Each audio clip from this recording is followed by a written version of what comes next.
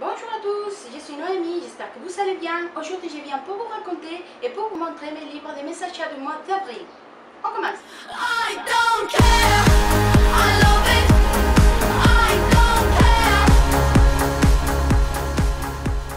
Cette fois-ci c'est pas comme la dernière vidéo de mes achats, puisque l'autre fois c'était plein de livres en français, presque tous en français. Cette fois-ci, c'est au contraire, j'ai presque tous les livres en espagnol parce que j'ai fait une petite échappée en Espagne. Donc j'ai en profité pour acheter pas mal de livres en espagnol et pas mal de livres d'auteurs espagnols. Donc peut-être qu'il y en a plusieurs qui ne vont pas être publiés en France ou en français. Mais bon, je vous les raconterai quand même, je vous les montrerai vite fait, vous les donner à côté au cas où ça vous intéresserait. Et bon, sans plus, on commence. Coup de foudre obstinant de Shannon Hale chez Pocket, c'est un livre, comme vous avez vu que j'en ai plusieurs, par rapport au monde de Jane Austen. Cette fois-ci, c'est pas un retelling, mais c'est une histoire autour du monde de Jane Austen. C'est une grande fan de tous ces ouvrages, de la vie de Jane Austen, qui reçoit comme cadeau, je pense que c'est une semaine en Angleterre pour vivre à la façon de l'époque de Jane Austen, dans une grande maison, habillée comme à l'époque et tout ça. Et donc je pense que c'est une espèce de comédie d'amour. Et je pense que c'est les livres légers qu'on a envie de lire en été, et surtout pour changer un peu d'idées quand on lit un gros livre, une histoire très lourde, des choses comme ça. Je pense que c'est le genre de lecture qu'on a besoin de lire. Little You est La princesse vagabonde de Xia Da. C'est une dessinatrice chinoise qui a eu plusieurs prix, qui est assez reconnue dans son pays, c'est assez difficile, comme vous pouvez comprendre, en Chine, les femmes ne sont pas très reconnues, et moi encore dans un monde d'hommes, comme c'est les dessins et les livres. Mais bon, elle a réussi, c'est une très jeune fille qui commence à percer dans le monde du dessin et des BD. Et donc quand j'ai vu les couvertures super jolies à Cultura, j'ai pas pu l'éviter. En plus c'était les deux derniers qui restaient. Ça c'est sa première, si je ne me trompe pas, sa première saga, celle-ci. Et celle-ci c'est celle qui est la dernière, celle d'après.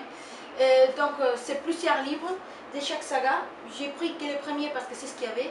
Donc je vous raconterai. Je pense que ça va être très joli. C'est de très jolis, très beaux dessins. C'est ce qui me plaît moi. Et donc je vous raconterai dans mon bilan lecture quand je les lirai. Après on a La couleur des sentiments de Catherine Stockett. J'ai commencé déjà à les lire, comme vous pouvez voir mon marque-page. J'ai pas encore trop avancé, mais je viens de commencer hier encore, donc ça va. C'est pas du tout le genre de livre que j'ai l'habitude de lire. Je suis plutôt fantasy, post-apocalyptique, de ces choses-là. Et donc les romans réalistes, c'est pas trop mon truc, surtout des romans durs comme celui-là par rapport au racisme. Et c'est pour les challenges, lire la vie en couleur, c'est pour ça que j'ai déjà commencé. Pour l'instant, ça me plaît. Je sais que quand même, je vais être obligée de lire d'autres livres en même temps pour changer un peu d'idée. Mais j'ai entendu de très bons critiques, de très bons avis de ces livres. Donc quand même, je ne pouvais pas passer à côté, il fallait que je le lise. Charlie et la chocolaterie de Roald Dahl, c'est un livre que j'ai acheté pareil pour les challenges Lire la vie en couleur. Et en fait, j'ai commis une erreur quand je l'ai acheté chez Amazon parce que en fait, je voulais le livre original, sans histoire, et j'ai tombé sur une version théâtre. En fait, c'est une adaptation pour jouer la pièce de théâtre à l'école avec des petits enfants. Et il y a même à la fin des explications pour faire les décors, les déguisements et tout pour les personnages. Donc je trouve ça rigolo. Donc bon, je me suis dit l'histoire elle est la même. On va faire. Les étoiles de Nosred, Vertige, c'est le premier tome de la saga des étoiles de Nosred de Sophie Jomain ou Jomain, ou je ne sais pas comment ça se dit. Je ne connais pas grand chose de cette trilogie, mais je sais qu'il y a beaucoup de bons avis dans la blogosphère, comme dans les blogs par internet.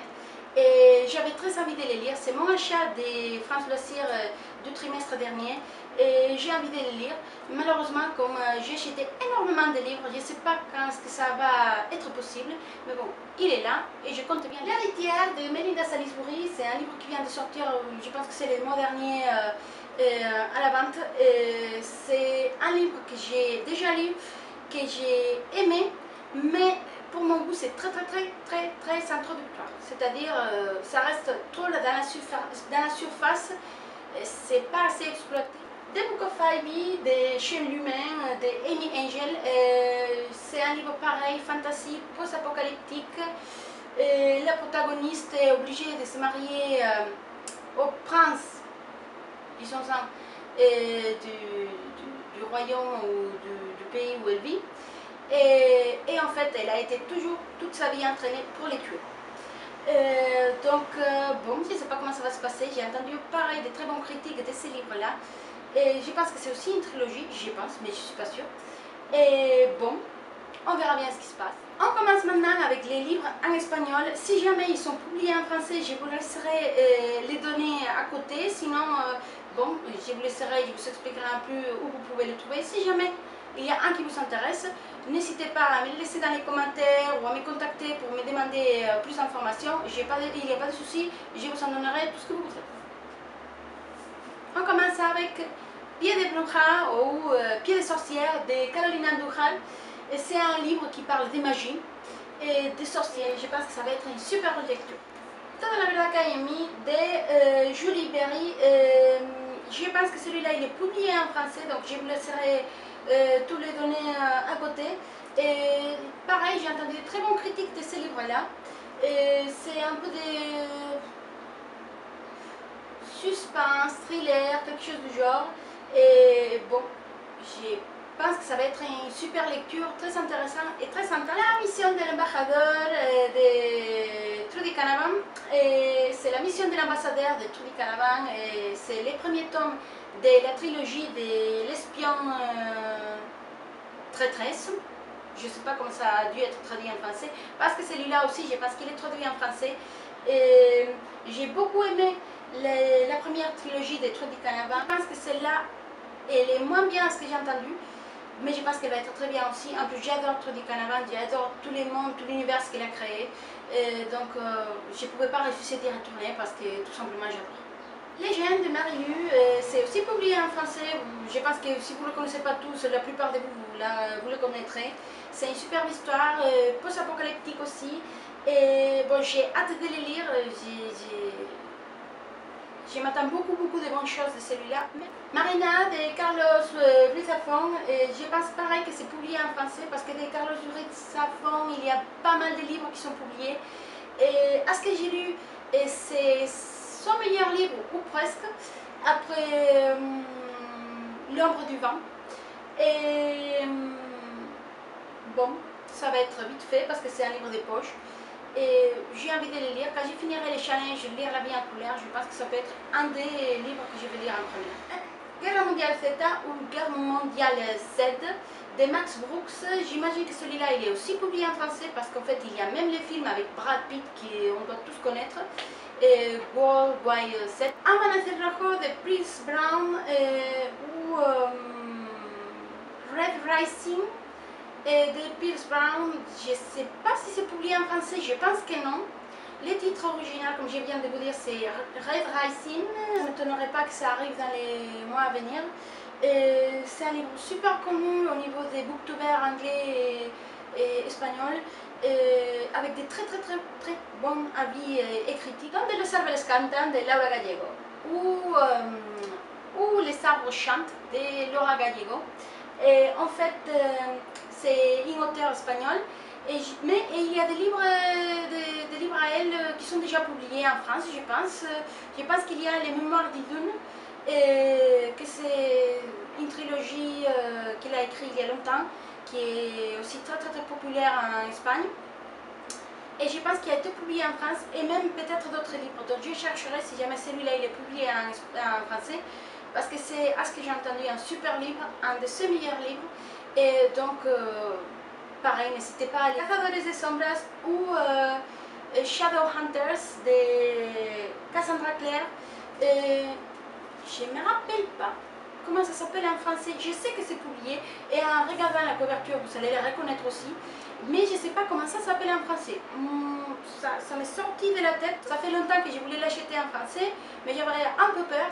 Et donc quand j'ai vu l'autre jour à la librairie en Espagne qu'il était là, et en plus, hardback en espagnol, j'ai pas essayé. La cosecha de Samhain ou la récolte de Samhain, c'est le premier tome de la trilogie du cycle de la lune rouge.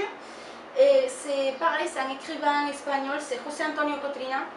Et je ne pense pas que ça sera publié en français parce que même en Espagne, c'est pas très connu. Je l'ai acheté parce qu'en fait, il y a un booktuber espagnol que je suis qui adore ce livre, qui adore cette saga et qui dit en fait qu'il n'est pas assez connu et qui est une superbe histoire. Donc je vous raconterai dans mon résumé de lecture dès que je le lirai. Memento Mori de César Pérez Gellida. Je pense qu'il est publié en espagnol, messieurs, mesdames, parce qu'en plus il me semble de l'avoir déjà vu chez la FNAC. Et c'est une superbe histoire. Je ne l'ai pas lu et je sais déjà que je vais adorer. C'est du roman policier, de l'intrigue, du suspense. Et en plus, en Espagne, César Pérez Gellida, c'est le roi du suspense. Si vous aimez ce genre d'histoire, ce genre de livres, n'hésitez pas. El Canto del Cuco ou Les Chants du Coucou de Robert Galbraith, pour ceux qui ne le savaient pas, c'est le pseudonyme de J.K. Rowling, la créatrice de Harry Potter. C'est pareil, c'est du thriller, du suspense, c'est un roman policier qui a eu des très bonnes critiques aussi. Il y a déjà la deuxième partie qui est sortie un peu partout, que c'est les vers en soie ou les vers de soie. L'élection d'Auguste de R.J. Palacio.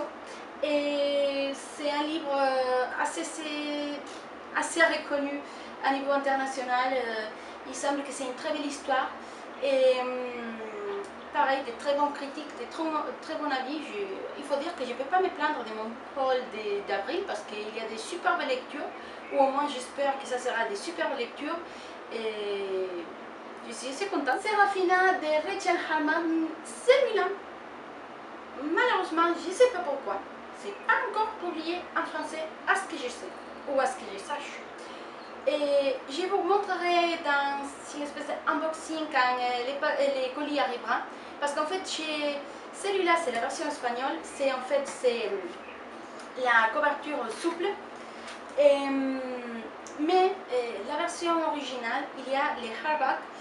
Et c'est une couverture tellement belle que j'ai pas hésité, j'ai pas pu l'éviter. Il a fallu que je l'achète par internet.